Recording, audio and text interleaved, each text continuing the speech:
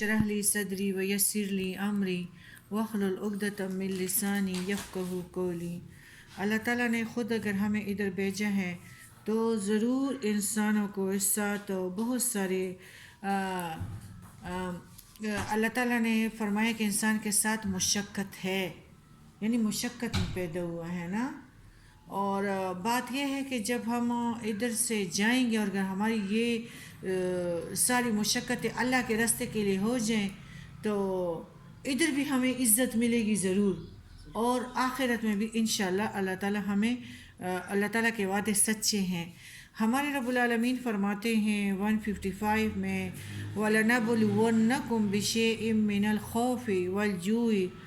وَنَقْصٍ مِّنَ الْأَمْوَالِ وَالْأَنفُسِ وَالثَّمَرَاتِ وَبَشِّرِ الصَّابِرِينَ۔ اور البتہ ہم تمہیں آزمائیں گے کچھ ڈر اور بھوک سے، اور مال اور جانوں اور میووں کے نقصان سے، اور صبر کرنے والوں کو خوشخبری ہے۔ جس طرح مطلب میں نے آپ کو پہلے بھی یہ ذکر کیا ہے کہ جنہوں نے صبر کا اعلیٰ درجہ حاصل کیا ہے، یعنی انہوں نے اللہ کی راہ میں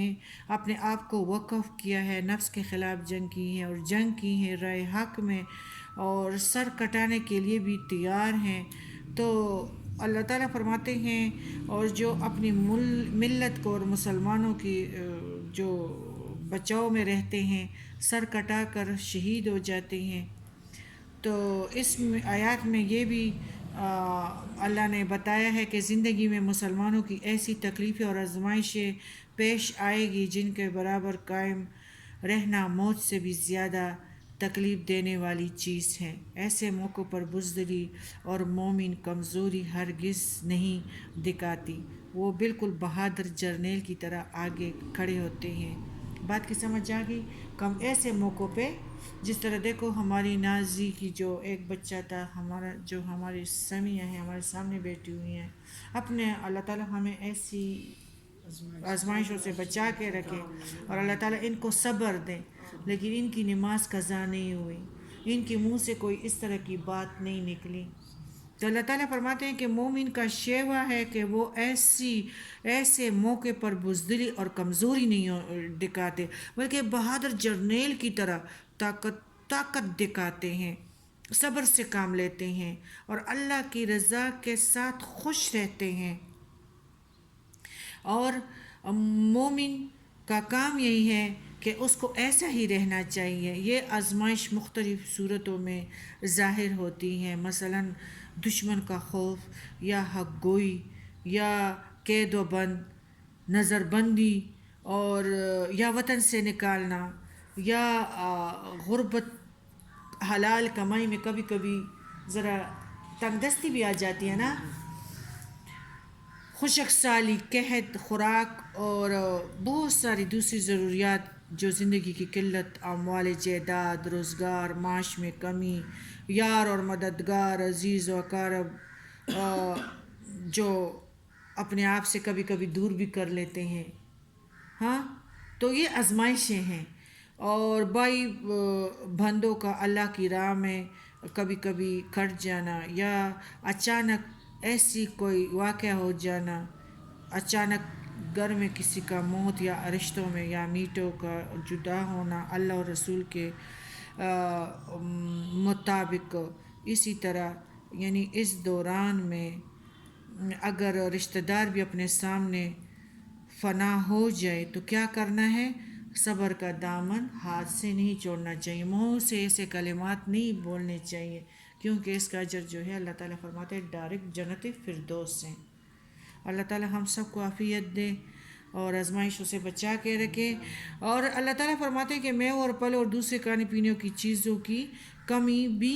انسانوں کی زندگی میں، مومن کی زندگی میں اگر آ جائے تو وہ واویلے نہ مچائے، آرام سے بیٹھے، اس میں اس کی بہتری ہے۔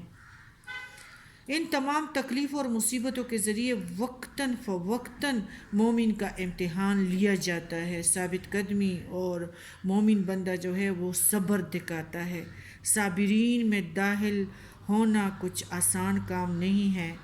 ہاں، اللہ تعالیٰ کا بول بالا کرنے کی کوشش کے دوران میں بھی ایسی مصیبتیں پیش آتی ہیں، لیکن مومن کا کام ہے